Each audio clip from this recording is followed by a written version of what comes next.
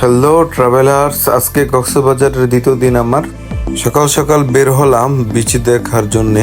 বের হওয়ার আগে একটা কাজ করে নিলাম, সেটা হচ্ছে বাসের টিকিট বুকিং।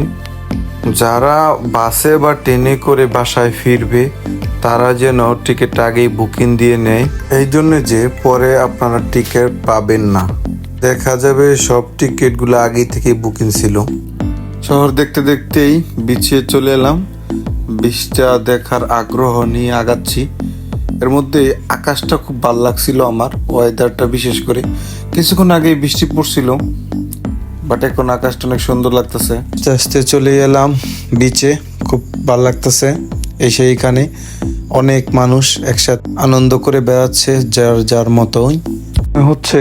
এমন দৃশ্য দেখার জন্যই জন্মেছি এই দুনিয়াতে। এখন আমি যেই বিচে আছি এটা হচ্ছে লাবণী বিচ। আর এই বিচে সবচেয়ে বেশি মানুষ আসে এই জায়গাটি উপভোগ করার জন্য। পুরাই এর পরিবেশ এমন মাথা নষ্ট করার মতো। এই বিচে সৌন্দর্য দেখে আমার পুরাই মাথা নষ্ট হয়ে গেছে।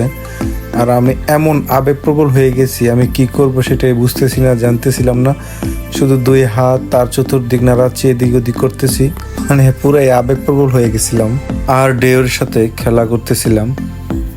দিন আগেই একটা ভিডিও দেখলাম, ভাইরাল হয়েছে, যে প্রিয়তমার নাম সবাই লিখে বালির মধ্যে। আমিও আমার প্রিয়তমা না, এক্সের নাম লিখলাম। আমি অসম্ভব ভালোবেসেছিলাম, কিন্তু তার ভালোবাসা আমাকে হিরো বানাতে পারেনি। তার ভালোবাসা আমাকে বানিয়ে দিল ভিলেন।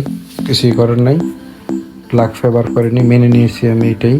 কক্সবাজার আমি একাই চলে আসছি জাস্ট একটা অভিজ্ঞতার জন্য।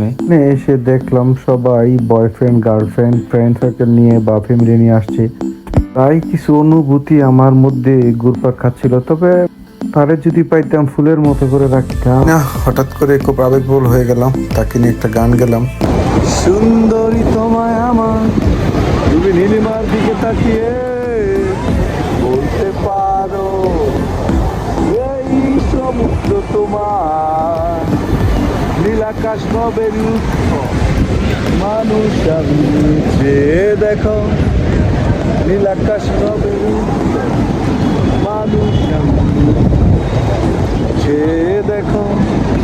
যদি তুমি বলো আমি একান্তই তোমার, আমি তারায় তারায় রটিয়ে দেব।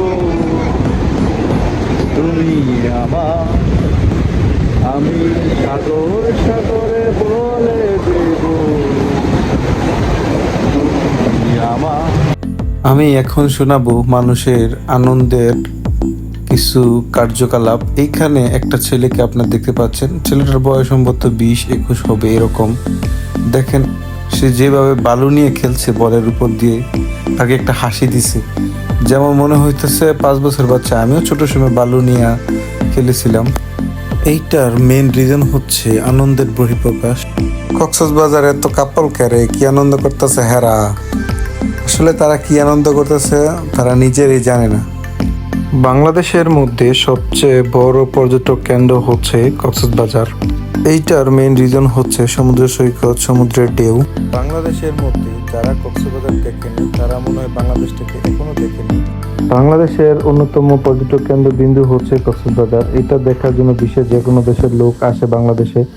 যারা রিফ্রেশমেন্ট হতে চান তারা কক্সবাজারে আজই চলে আসুন। প্রকৃতির সুন্দর পাশাপাশি এখানে বিভিন্ন ধরনের রাইড আছে, আপনারা দেখতে পাচ্ছেন। এখনই আমি রুমে চলে যাব, 1টা বেজে গেছে। তারপর ফ্রেশ হবো, খাওয়া দাওয়া করবো, আবার বিকালে বের হবো।